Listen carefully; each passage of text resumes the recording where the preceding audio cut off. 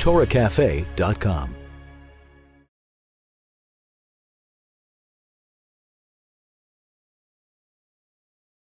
At a certain point during the Middle Ages, the Zohar reemerged. It's difficult to know exactly when the Zohar made its reappearance. There are some who hold that the Zohar appeared as long as 1,000 years ago, maybe even longer. But most people assume that the Zohar appeared around 775 years ago. I've actually seen in one source that they associate the year 1290, which would be the Hebrew 5050, to the rediscovery of the Zohar. What is clear is that it's not clear who had it and when they got it. There are a number of early commentators who have a midrash that they call Medrash Rab Shimon in Hebrew, which is Zohar. Rabbeinu Bechaya and Chumash has many quotes from Medrash Rab Shimon, and everybody assumes it's Zohar because every single one of those quotes appears in the Sefer HaZohar. The problem is his text is not Aramaic, his text is Hebrew. Some assume he translated it, others say perhaps he had a different version. It's difficult to know precisely when and where the Zohar reappeared. What is widely accepted about the reappearance of the Zohar was that it was found someplace in Asia Minor, and it made its way to Spain, and it ended up in the hands of a great rabbi by the name of Moshe de Leon, who was a famed Kabbalist at the time, and he spent decades transcribing, copying the Zohar. The Zohar had been written at that point over 1,000 years prior. It was buried, and obviously it was not in the best of shape, even if it had been buried with all kinds of precautions and protections. There's an understanding by many, by some, that the original Zohar was far larger than what reached us. In other words, that the Zohar which we have is salvaged remnants of the original Zohar. And if we had had all of the Zohar, it would number many volumes. There was a lot of corrosion, a lot of damage. In the Zohar as we have it now, there are many places where it simply says in the text, chaser, missing. It's incomplete because it's based on a text which had to be salvaged and you had to deal with the realities of that text, considering what the text had been through. Moshe de Leon spent a quarter century, 25 years, transcribing the Zohar, and he disseminated, he publicized it. There are many people who held and still hold that Moshe de Leon wrote it himself. He invented the Zohar, and that he did it in Aramaic, using a lot of the mythological form which was consistent with the time of Rabbi Shimon bar Yochai, as opposed to his own time. But in the traditional Jewish world, that opinion no longer exists. Because there were the greatest Kabbalists of all, people like Rav Moshe Cordova and Arizal, and Yitzchak Luria Ashkenazi, who, in their holiness and their incredible wisdom, stamped their approval on the Zohar. And beyond that point, it is universally accepted, or virtually universally accepted in the entire traditional Jewish world, that the Zohar is authentic, and it's ancient, and it's from Rabbi Shimon bar Yochai, and for the most part, it is also believed that all of it is that old, and all of it is that authentic, and so on. But when the Zohar emerged, of course, the Zohar immediately provided an incredible abundance of new Kabbalistic form, Kabbalistic language, which made it much easier to learn, much easier to understand, much easier to delve into its secrets. And it also became quite popular. A lot of people started learning it.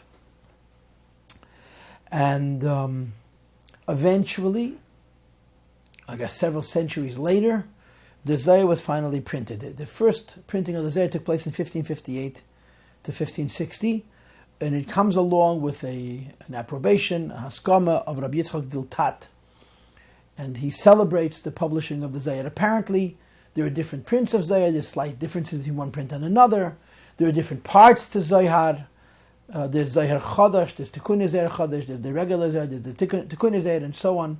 But these are details. The bottom line is a substantial body of Kabbalistic writings written in ancient Aramaic appears around 700 to 800 years ago, and it floods the Jewish world with a deluge of mysticism. It is immediately consumed by many people who had interests in these kinds of things, and it became quite popular and became widespread. A lot of people were reading it and studying it and so on. But of course, as can be expected of Jews, anytime this kind of a text makes an appearance, there's going to be huge dissent, great argument. Many people have accused Jews of being very, very argumentative, and no one will deny that that's true. And oftentimes the arguments among the Jews become quite personal and quite heated and even vindictive.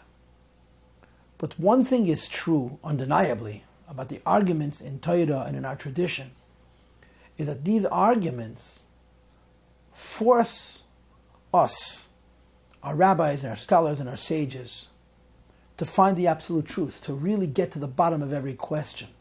And ideas that Jewish people debated for sometimes centuries, hundreds of years, were ironed out, were sieved out, were refined and perfected. And what's left for us today is an ideal product, is a truth that although it's the work of man and the efforts of human beings and so on, as we believe there's divine inspiration behind these teachings, otherwise we wouldn't spend our time learning them all these hundreds of years later, and that the truth has come down to us because of these very, very intense and heated arguments. The reemergence of the Zohar created these kinds of arguments, and there were various schools of thought, different camps of people who debated the authenticity of the Zohar. And I suppose if you had to break it down, you would say that consumers of the Zohar were broken up into three camps.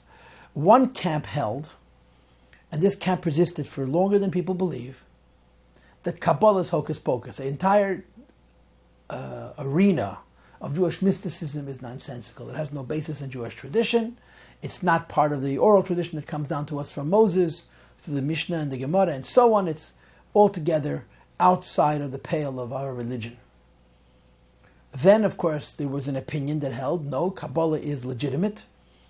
And as we discussed in an earlier class, we do have writings of Kabbalah that have been passed along to us for 2,000 years without an interruption, like the Sefer Yetzirah, like the Sefer Hakona, like the Sefer Haflah, like the Pirkei Cholos and others.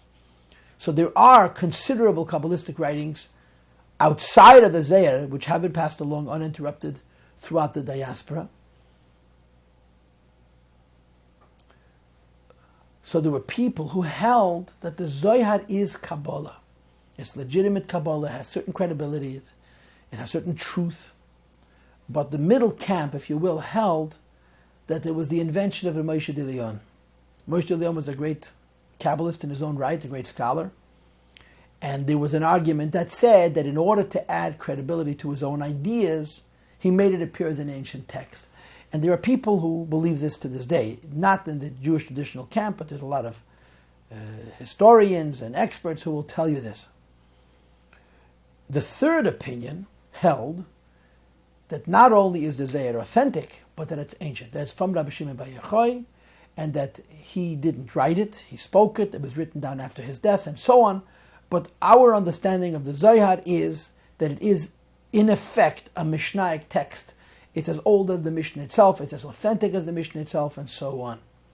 And as I mentioned earlier, for a very, very long time, the debate raged, but over the course of the centuries, especially with the onset of the great Kabbalists, and you must understand these great Kabbalists, besides for being incredibly scholarly, were unbelievably holy. And people who knew them, they lived on this physical earth as physical human beings, would see them as prophets or virtual prophets, people who were able to know secrets that there was no way for them to know without divine inspiration.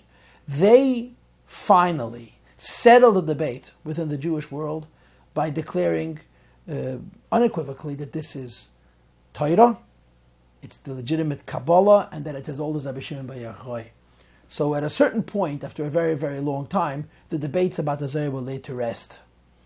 And today, people who study Zohar from a religious perspective take it for granted that it's from Rabbi Shimon bar Yochai, it's ancient and it's sacred and it's very, very important. But then there was a second debate. And the second debate is a bit more involved. The second debate is this. Even if we were to accept the legitimacy of the Zohar, even if we were to maintain that the Zohar is from the times of the Mishnah and Rabbi Shimon bar Yochai and so on, how seriously should the Zohar be taken when juxtaposed against the Mishnah and the Talmud? That means the Jewish people have had an uninterrupted study of Mishnah and Talmud, which is traced back to the time that the Mishnah was written, 1800 years ago, 1815 years ago, and the Talmud, of course, followed 300 years later, and so on. We've been studying it forever and commenting on it. And besides, for many other things, so much of our behavioral life, how we live our lives practically, what is called in the tradition minhag, custom, how you do things, has a Talmudic tradition and a Talmudic bent. Then all of a sudden, after hundreds and hundreds of years of people determining halacha and minhag based on the Talmudic texts, here comes along the Zohar with innumerable differences in custom. There are so many things that the Zohar encourage us to do differently than does the Mishnah and the Gemara. So what do? You're a rabbi, you lived 600 years ago, you have a tradition which goes back 1,000 years, telling you to do a mitzvah one way, and then here comes the Zohar and says, do it differently. This was a heated debate within the traditional Jewish camp, and from what I understand, to a very, very great degree, this became the division between Sephardic Jewry and Ashkenazic Jewry, at least large parts of the Sephardic world. In the Ashkenazic world, the slogan goes, halacha v'kabbalah, halacha k'halacha. When halacha and Kabbalah are at odds, when the Talmud gives us one version of the custom, and Kabbalah gives us a different version of the custom, we don't debate, we don't question the veracity of the mystical worth of what Kabbalah has to say, but we don't follow the Kabbalah's instructions on a practical level. And amongst many, many, many Sfardim, the opposite was true. When there is a debate, a conflict between halacha and Kabbalah, they would elect to follow Kabbalah.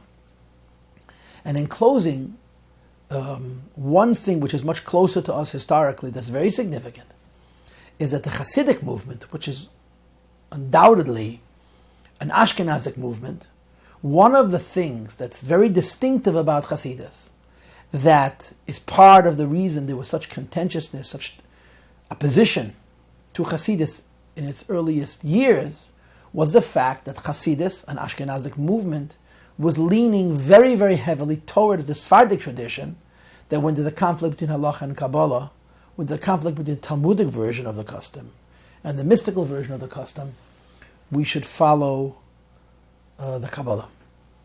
But as I mentioned, these debates, which raged for a very, very long time, were to a great degree resolved or stalemated, if you will, over time. And today there is a universal recognition that the Zohar is ancient and sacred, and it's from Rabbi Shimon bar Yochai.